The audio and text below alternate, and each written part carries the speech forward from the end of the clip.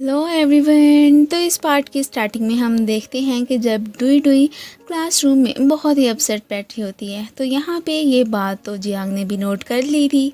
वो अब इससे इसके पीछे का रीज़न ही पूछने लगता है तो ये भी उसे बता देती है कि एक्चुअली में मेरी मॉम ना मेरी शादी किसी और लड़के से करवाना चाहती हैं और इस वीकेंड पे वो अपनी फैमिली के साथ हमारे घर ही आने वाला है और मैं ऐसा बिल्कुल नहीं चाहती हूँ। अब मम्मी ने मुझे साथ में ये भी कहा था कि अगर मेरा कोई बॉयफ्रेंड हुआ ना तो वो मेरी शादी भी कैंसिल कर देंगी। ये सुन के फिर जियांग इसकी हेल्प करने को तैयार हो जाता है कि ठीक है मैं तुम्हारा बॉयफ्रेंड बनने को बिल्कुल रेडी हूँ।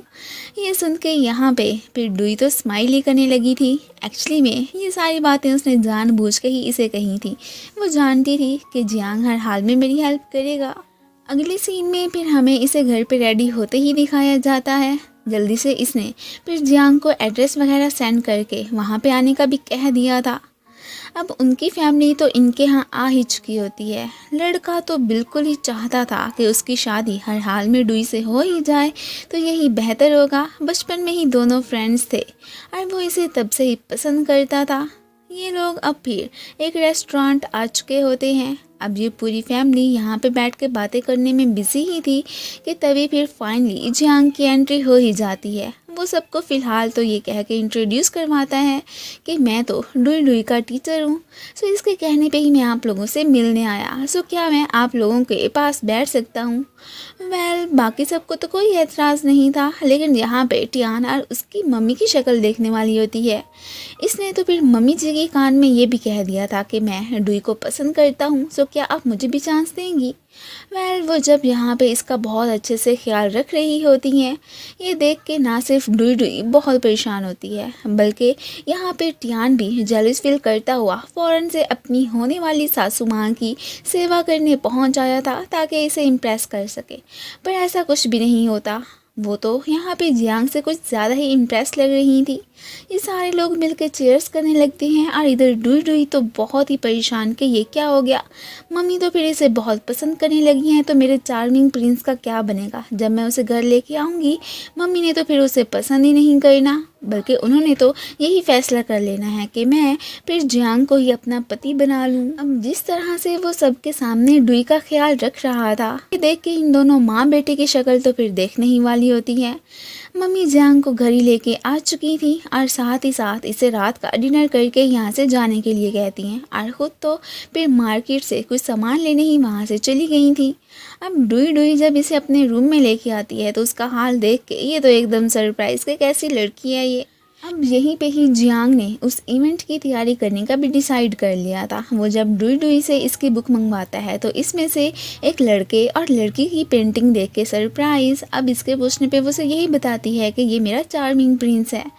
अब फिर यहाँ पे दोनों इंग्लिश में बात कर रहे थे तो ये मम्मी सुन लेती हैं जो कि इस वक्त शॉपिंग करके आ चुकी थी। वो तो अब फिर जियांग को यही कहने लगी थी कि बेटा तुम हर वीकेंड पे आके मेरी बेटी को बस इंग्लिश ही सिखा दिया करो। इस बात से तो ये बहुत ही ज़्यादा चिढ़ जाती है कि ये क्या बात हुई, मम्मी तो अब मुझसे ज़्यादा जियांग को ही इम्पोर्टेंस दे रही हैं और मैं ऐसा कभी होने नहीं दूंगी। खाने के वक्त डैड भी घर पे आ चुके थे। मम्मी तो यहाँ पे डैड को जियांग से ही इंट्रोड्यूस करवाने लगी थी। उसकी बातें सुन के अब तो फिर डैड भी उससे काफ़ी ज़्यादा इम्प्रेस हो गए होते हैं। अब ये फिर उन्हें गुड बाय कहती जियांग को लेती बाहर ही आ गई थी और साथ में जेलिस भी लग रही होती है। ये देख के जियांग तो यहाँ पे स्माइली करने लगा था। अब अपने रूम में वापस आके वो सारी बात का अपनी फ्रेंड्स को भी बता देती है कि कैसे मुझे जियांग की ज़रूरत पड़ी थी और वाकई में उसने मेरी हेल्प कर भी दी। खैर अब जो करता फिरे, मैं बस अपने चार्मिंग प्रिंस को ही अपना दिल दूंगी और किसी को नहीं। उसकी फ्रेंड्स भी इसकी बातें अच्छे से समझ जाती हैं। अगले ही सीन में हमें फिर ली मुरान और साथ ही साथ शाओ शाओ को दिखाया जाता है। दोनों को लाइब्रेरी में पहली नज़र में ही लव हो चुका था। अब शाओ शाओ बेचारी ये तो नहीं जानती थी कि जिस चार्मिंग प्रिंस की रोज़ाना डुई डुई से बात करती है असल में वो यही तो है। यहाँ पे ये उससे फिर बुक्स वगैरह का ही पूछने लगा था जिसमें ये उसकी हेल्प कर देती है। वो सीधा इसके सामने वाली सीट पे ही आके बैठा था। अब यहाँ पे डुई डुई चोरी चोरी उसे देखने लगती है।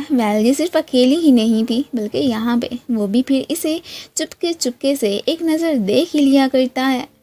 दूसरी तरफ हमें फिर डुई डुई को एक पर्सन के पास ही बैठे दिखाया जाता है जिसे इसने अपनी पेंटिंग्स वगैरह सेल करने को दी थी। वो इसे यही गुड न्यूज़ देता है कि वो सारी की सारी बिक चुकी हैं, बल्कि क्लाइंट ने ये भी कहा था कि अगर तुम्हारे पास कुछ और है तो वो भी मैं लेके आऊँ। अब फिर कमीशन वगैरह की बात करके वो तो अब वहाँ से चला जाता है। तभी इसकी नज़र अब बाहर पड़ती है जहाँ से डोंगडे फ्लावर बुके लेके जा रहा था। ये उसे फॉलो करते हुए उसके पीछे जाने का सोचती तो है, पर तब तक वो वहाँ से जा चुका था। लेकिन ये अभी कहाँ उसकी जान छोड़ने वाली थी। इधर डोंगडे किसी और के पास नहीं बल्कि लूमी के पास से आया था और उसे कहता है कि यहाँ पे मैं तुमसे अपनी बात नहीं करने आया बल्कि जियांग और डुई के बारे में ही बात करने आया हूँ कि असल में वो दोनों बस रिलेशनशिप में आने का नाटक कर रहे हैं ताकि तुमसे उनकी जान छूट ही जाए। अब ये सुन के वो तो सरप्राइज रह जाती है। ये उसे एक आइडिया देता है कि क्यों ना हम दोनों भी रिलेशनशिप में आने का नाटक करें। अब जैसे ही तुम जियांग को इग्नोर करोगी ना, वो उल्टा तुम्हें और ही ज़्यादा तवज्जो देगा। इस तरह तुम्हारा फिर उससे पैचअप हो जाएगा, देख लेना ऐसा ही होना है। वो भी इसकी बात मानने को तैयार हो जाती है। अब यहाँ से जाते हुए उसकी मुलाकात फिर डुई डुई से ही हो गई थी। वो इससे यही पूछने लगी थी कि तुम्हारे आखिर यहाँ पे आने के क्या इरादे थे, मुझे साफ साफ बता दो। अब उसने इसके इतने ज़्यादा कान खींच लिए थे कि उसे मजबूरी में सारी बात बतानी ही पड़ जाती है कि मैंने तुम्हारे और जियांग के फेक रिलेशनशिप का लूमी को बता दिया है। वो इस बात से इस पर एंग्री तो होती है, लेकिन साथ ही साथ अब फिर मानने के लिए इसे खुद को खाना खिलाने की ही बात करने लगी थी। दूसरी तरफ इसके फ्रेंड्स इसे यही छेड़ने में लगे होते हैं कि एक्चुअली में तुम सचमुच में ही डुई डुई को पसंद करते हो ना, हमसे कोई भी बात छुपी नहीं रह सकती, सो प्लीज़ हमारे सामने झूठ मत बोलना। ये भी कहता है कि हाँ करता तो हूँ, लेकिन साथ ही साथ ये अपसेट भी था कि सिर्फ मैं ही, क्योंकि ये बात जान गया था कि डुई डुई मुझे फ़िलहाल के लिए तो पसंद नहीं करती। इधर ये दोनों खाना खाने एक रेस्टोरेंट आ चुके थे। वो इसे पहले ही वार्न कर देती है कि ठीक है मैं मानती हूँ कि तुम झूठ बोल के ही लूमी के पास जाने की कोशिश कर रहे हो, लेकिन क्या तुम जानते हो कि जब उसे सच्चाई का पता चलेगा उसने तुम्हारी शक्ल तक भी नहीं देख दी। इस बात का तुम्हें पहले ही अंदाज़ा हो जाना चाहिए। ये बात तो वो भी अच्छे से जानता था, लेकिन फिर भी साथ ही साथ उसे फ़िक्र तो होने लगती है कि वाकई में अगर जिस दिन उसे इस सच्चाई का पता चलेगा तो वो कैसे रिएक्ट करेगी। इधर वापस रूम में आके शाओ शाओ तो बहुत ही खुश नज़र आ रही होती है। आखिर को उसे पहली नज़र में ही ली मोरान काफ़ी पसंद जो आ गया था। जियांग ने डुई डुई के साथ मिलके जो पार्टी करने का डिसाइड किया था वो इस बारे में फिर अपने इन दोनों फ्रेंड्स को भी बता देता है। ये मुझे फोर्स करने लगे थे कि क्या तुम हमें डुई डुई से ये पूछ के बता सकते हो कि उसके रूम में जो गर्ल्स हैं क्या वो सिंगल हैं। ये पहले तो नहीं मानता, लेकिन उनके बार बार कहने पे इसे उसे मैसेज करने ही पड़ जाते हैं। वो अब आगे से हैरान कि आखिर जियांग मुझसे ऐसी बातें क्यों पूछ रहा है। ये फिर उसे बता ही देती है कि असल में मेरी एक फ्रेंडली रिलेशनशिप में है, बाकी जो दो है ना वो तो सिंगल ही हैं, लेकिन तुम ये सब क्यों पूछ रहे हो। अब ये उसे झूठ बोल देता है कि हम लोगों ने पार्टी करनी है ना, तो इसलिए मैं उनकी इन्फॉर्मेशन लेना चाहता था। अब उनके सिंगल होने का जब इसके फ्रेंड्स सुनते हैं तो वो बहुत ही खुश हो जाते हैं कि इसका मतलब हमारा चांस बन सकता है। अब उनके कहने पे ये तो उन दोनों की पिक्चर्स ही मांगने लगा था, जिसके लिए वो तो साफ इनकार कर देती है कि जब हम पार्टी में मिलेंगे तो तभी तुम उन्हें देख लेना। साथ में वो इसे ये भी कहती है कि वो दोनों ही प्रीटी हैं, सो इस बात की तुम टेंशन मत लो। अब फिर ये कहते ही उसने दोबारा कोई भी मैसेज नहीं किया था। इसके फ्रेंड्स तो ये देख के इससे यही कहने लगे थे कि डुई डुई तो वाकई में काफ़ी टफ गर्ल है। और फिर इसी के साथ ही ये पार्ट ख़त्म हो जाता है। Thanks for watching.